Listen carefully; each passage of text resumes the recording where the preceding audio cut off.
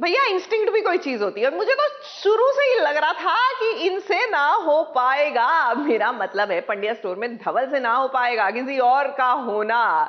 तो बस अपनी शादी से ठीक एक दिन पहले ले लिए धवल और नताशा ने फेरे। भैया जब इन दोनों की ही शादी होनी थी तो ये इतना ताम झाम करने की क्या जरूरत थी।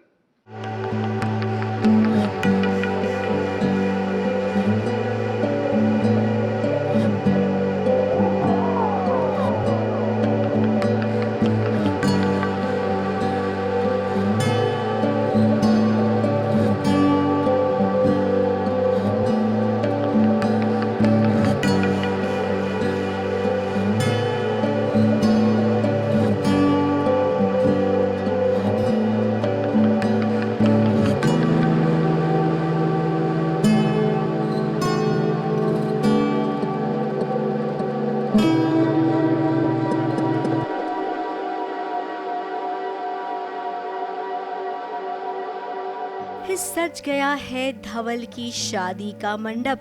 अब जब मंडप सज गया है तो इस मंडप में नताशा का क्या काम है। लगता है धवल की शादी से पहले ये आखिरी मुलाकात है दोनों की, और इस आखिरी मुलाकात में दोनों ही शायद ये कोशिश करेंगे कि अपने रिश्ते को एक और मौका दिया जाए। फिर कहीं न कहीं ये भी सोचेंगे कि अब तो बहुत देर हो गई है। एक्चुअली अभी शादी से पहले का जो टाइम है वो हम दोनों के लिए बहुत क्रूशियल है। तो शादी से पहले धवल मेरे पास आता है, धवल का भी मन नहीं है शादी करने का, पर फिर हमारे बीच में भी कुछ ऐसे सिचुएशन आ चुके हैं कि अब ना तो हम इधर जा सकते हैं ना उधर जा सकते हैं, तो डू और डाई काइंड ऑफ सिचुएशन है ये अभी। धवल अपनी जिंदगी में आगे बढ़ गया है तो वहीं नताशा भी अब कुछ और ही सोच रही है। अब इन दोनों के दिमाग में क्या चल रहा है यही बात हम भी सोच रहे हैं। ये सोच इतनी लंबी चल रही है कि इन दोनों को पता ही नहीं चला कि अग्नि कुंड के पास इन्होंने एक फेरा ले लिया है।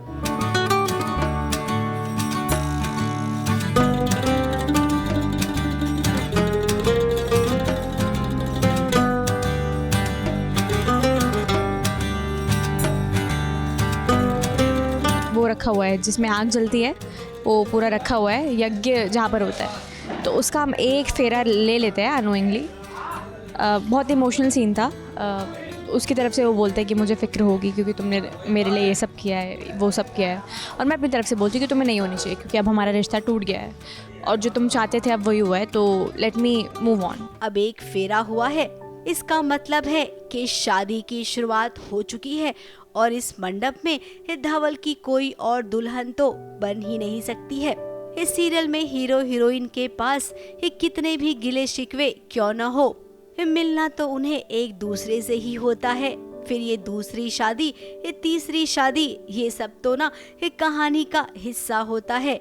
इससे कहानी में तड़का लगता है और दर्शक एंटरटेन भी होते हैं। तो यहाँ पर भी कुछ पल के लिए आप थोड़ा सा एंटरटेन हो जाइए, क्योंकि आखिरी में तो नताशा धवल की ही होनी है। मुंबई से प्रिया धवड़े के साथ एबीपी न्यूज रिपोर्ट।